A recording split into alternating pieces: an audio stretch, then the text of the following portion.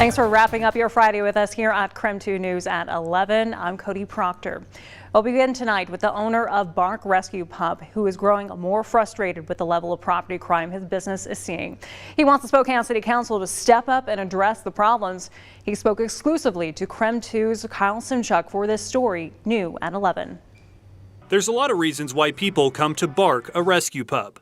Brunch, lunch, dinner, and of course, the dogs. But the popular restaurant has also attracted some unwanted business over the last 3 months. Unfortunately, there doesn't seem to be as much attention as there could be on the protection of the business's personal properties. Restaurant owner Josh Wade has had gas siphoned from his commercial van and another gas tank drilled into. About a month prior to that, we had one of our other vans that actually was stolen and then recovered the same day thanks to the great work of the Spokane police. This morning, he woke up to an email from staff saying one of their outdoor igloos had been slashed overnight.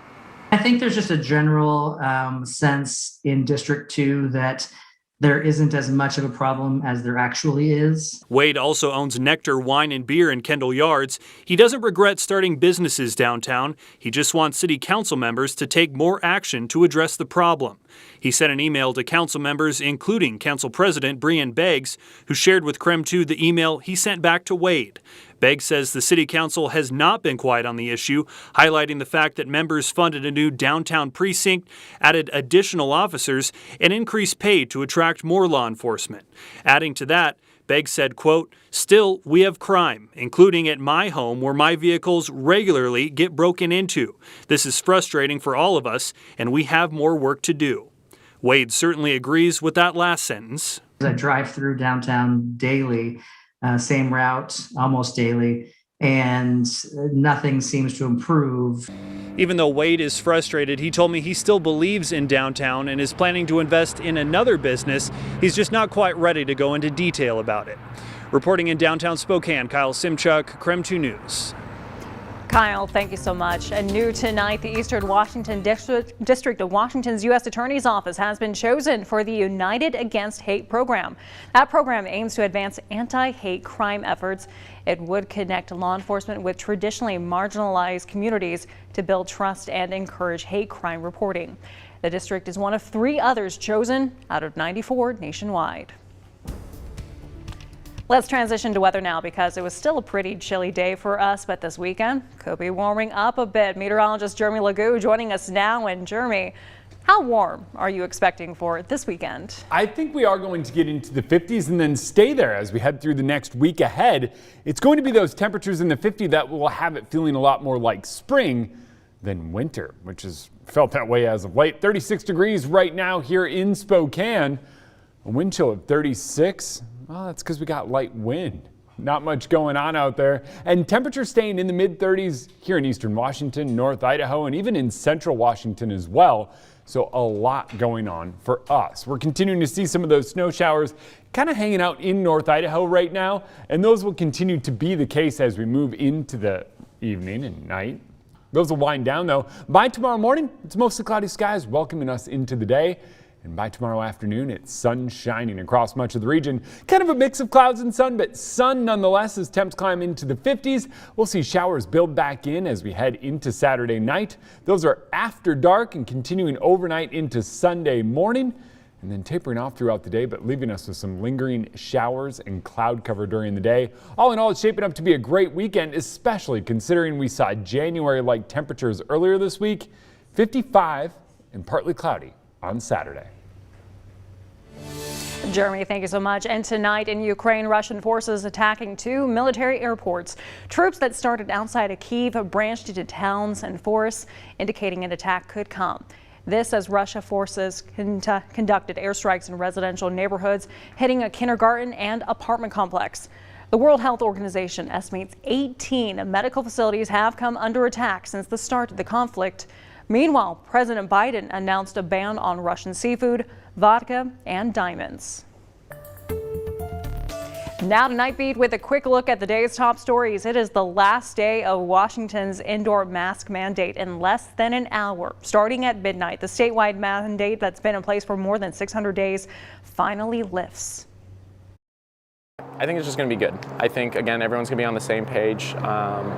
I'm hoping that by the end of this year we can maybe be, fingers crossed, just kind of done with everything and kind of cycle back into life.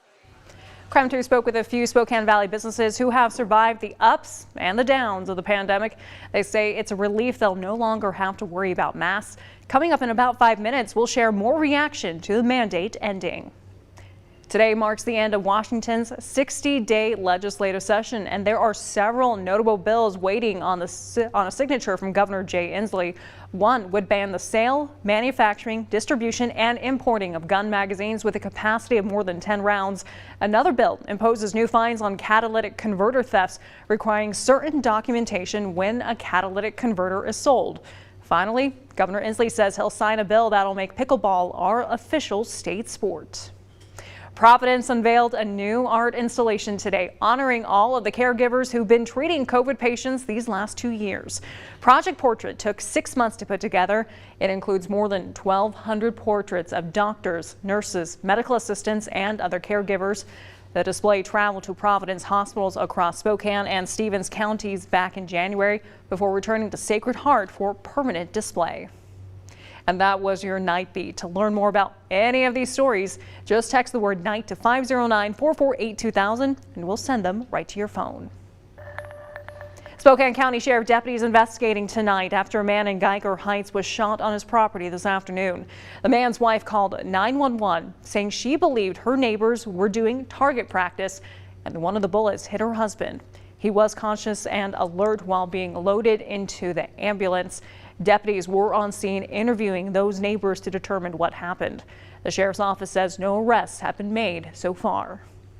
The body of a man missing since early January was found in the Spokane River. 40-year-old Steve Annis was reported missing back in January after he didn't show up for work. People close to him say this was uncharacteristic for him. A cause of death has not been released yet. Governor Brad Little officially refiled for re-election today. Governor Little's campaign manager says he's had record support for any gubernatorial candidate at this point in a campaign in the history of the state, with almost $1.6 million contributed to his campaign from nearly 2,700 contributors.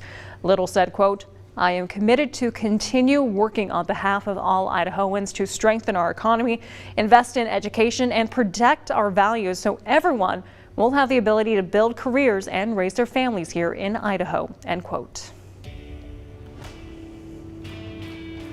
Spokane County Sheriff Ozzie Knezevich recently fired one of his longtime deputies, Craig Chamberlain, for misconduct during a character reference letter Chamberlain wrote for a volleyball coach accused of child pornography. Today, Sheriff Knezevich said Chamberlain could be decertified as a law enforcement officer, but would that prevent Chamberlain from running for sheriff? We verify. Requirements to appear on the ballot, according to Spokane County Auditor Vicki Dalton, and state law include the candidate needs to be a registered voter, live in the jurisdiction of which they're running, and the candidate must file to run and pay the filing fee before the deadline. If a former law enforcement officer has been decertified, they can still run for sheriff in Spokane County.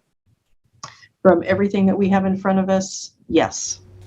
So we can verify that even if Chamberlain is decertified, he could still run for sheriff. Now, to be clear, Chamberlain has not been decertified. We reached out to Chamberlain today, and he says he's focusing on his campaign and moving forward. He also told us he plans to pursue legal action against Knezevich for disclosing what he called private health information during a previous press conference. In national news, 2 women died and multiple people injured after a car crashed into the outdoor seating area of a D.C. restaurant. You can see the aftermath. The officers believe the driver, an elderly man, lost control of his vehicle before crashing. Of the 11 people injured, only 3 have been released so far. Tonight, 6 West Point cadets are recovering from overdoses on fentanyl-laced cocaine. This after they were on spring break at a Florida vacation home. Right now, 2 cadets are on ventilators. West Point released a statement saying they are aware of the situation and the incident is currently under investigation. Well, don't go to bed just yet. Coming up, with the mask mandate ending, businesses share how they're feeling about it. We're back in just 90 seconds.